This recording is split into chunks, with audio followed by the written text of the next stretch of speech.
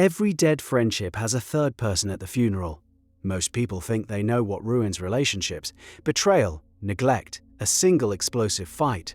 The real killer is quieter. It works from the shadows, recruiting your own friends to dismantle the trust you thought you had. Both sides of this dynamic often believe they are doing the right thing, even as the structure collapses around them. Where do you stand? By the end of this, you might see these patterns everywhere. Triangulation begins subtly. It feels like venting. You and a friend have a conflict. The tension is high. Instead of facing that tension directly, you turn to a third, mutual friend. You tell them your side of the story. You frame the events, highlighting your hurt, your reasonableness. Your friend, wanting to support you, listens. They validate your feelings. You're right to be upset, they say. That was unfair. And in that moment, something fundamental shifts. A 2-point problem has become a 3-point structure. You feel a rush of relief, of justification. The pressure is off. But the pressure is gone because you've offloaded it onto the system itself. The original issue remains entirely unsolved.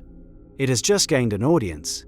This is the core mechanism. It converts a direct, solvable conflict into a diffuse atmospheric drama. Think of it like a circuit. A direct conversation between two people is a closed loop. The energy, the tension, stays between them until it's resolved. Triangulation adds a third wire.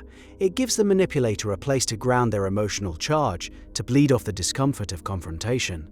They get to feel righteous without the risk of being challenged. For them, it's a pressure relief valve. For the relationship, it's a slow leak that eventually empties everything of value. That sounds like common gossip, maybe a little immature. But what happens when that valve becomes a weapon? The moment a third person is involved, the dynamic moves beyond simple venting. It becomes a power play. The triangulator and their chosen confidant form an in-group bound by a shared secret and a shared narrative. The target of the story is now, by definition, the out-group. They are on the outside of a conversation about their own life. The person who tells the story first controls the story. This is the critical advantage. The target isn't just dealing with one person's frustration anymore. They are now fighting against a version of reality that has already been co-signed by someone else they trust. They are playing defense in a game where the rules were written before they even knew they were on the field. Imagine you are the target. You notice a shift. A mutual friend seems distant. Their replies are shorter. Plans get cancelled with flimsy excuses. You feel a cold front moving in, but you can't see the source of the weather. There are no facts to confront, only a vague, unsettling feeling of being managed.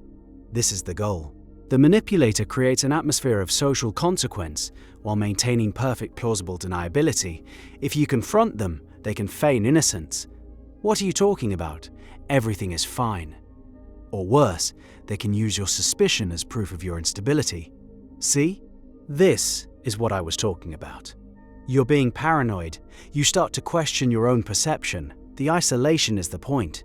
The confusion is the point. The system is designed to make you feel crazy for noticing what's happening. And it works.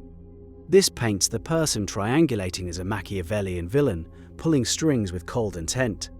And sometimes that's accurate. But there is another side to this. A side that is far more complicated and far more tragic. What if triangulation is a learned behavior? A survival strategy from a past where direct conflict was dangerous?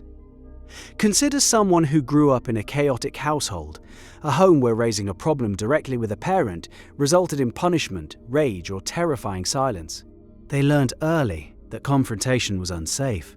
The only way to manage conflict was indirectly. You get a sibling on your side. You complain to one parent about the other.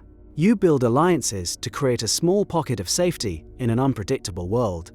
You learn to manage people by managing the information between them. This becomes a deeply ingrained relational blueprint.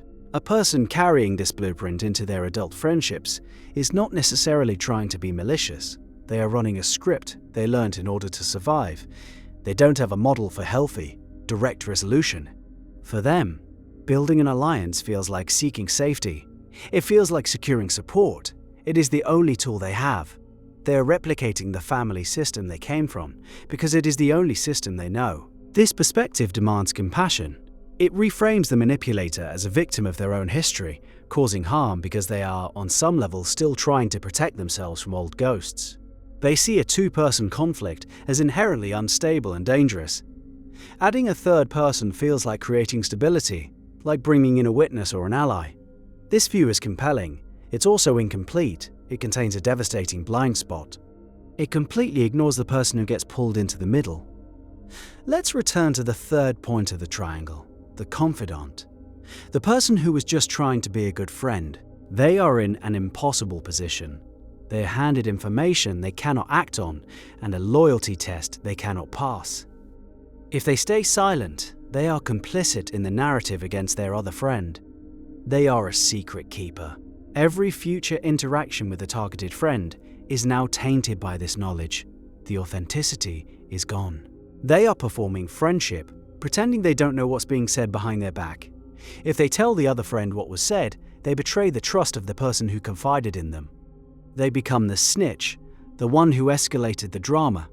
They are guaranteed to lose at least one friend. Their only other option is to try and mediate, a role they never asked for and are not equipped to handle. This is the hidden cost of triangulation. The manipulator outsources their emotional regulation.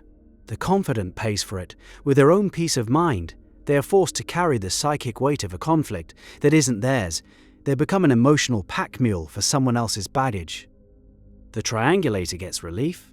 The pawn gets anxiety, compromised integrity, and fractured relationships. Their own friendships are destabilized to stabilize the manipulator's ego. The entire social ecosystem is poisoned so one person can avoid a difficult conversation. It's a deeply selfish act, even when it comes from a place of fear. Recognizing this damage is the first step, but how do you stop it? The common advice seems obvious, but it's wrong. The standard solution you'll hear is, just talk to them directly. Confront the triangulator. This advice is well-intentioned. It also drastically underestimates the mechanics of the system you are up against. By the time you notice the effects of triangulation, the narrative is already set. The manipulator has had weeks, maybe months to fortify their position. They have presented their case to the jury of your mutual friends. When you finally approach them to talk it out, you are entering a courtroom where the verdict has already been decided. You think you are having a conversation. You are actually at your own appeal hearing, arguing against testimony you were never allowed to hear. Worse, your attempt at healthy direct communication will likely be weaponized against you. It becomes Exhibit A in the case they have been building. You express your hurt and frustration. They turn to their confidant later and say, "See? I told you they were aggressive. I told you they were overly emotional." Your reasonable action is refrained as proof of their narrative. This is a classic tactic: deny, attack, and reverse victim and offender. They deny the triangulation, attack your character for suggesting it, and then frame themselves as the true victim of your confrontational behavior. You walked in seeking resolution. You walk out as the designated villain. This is why direct confrontation often backfires. It feeds the very dynamic you're trying to stop. The real solution is to refuse to be part of the circuit. You must become a dead end for the toxic information flow. When a friend comes to you to complain about another friend, you have a choice. You can accept the role of confidant, or you can decline it. You must learn to say, "This sounds really difficult, and it sounds like something you need to talk to them about."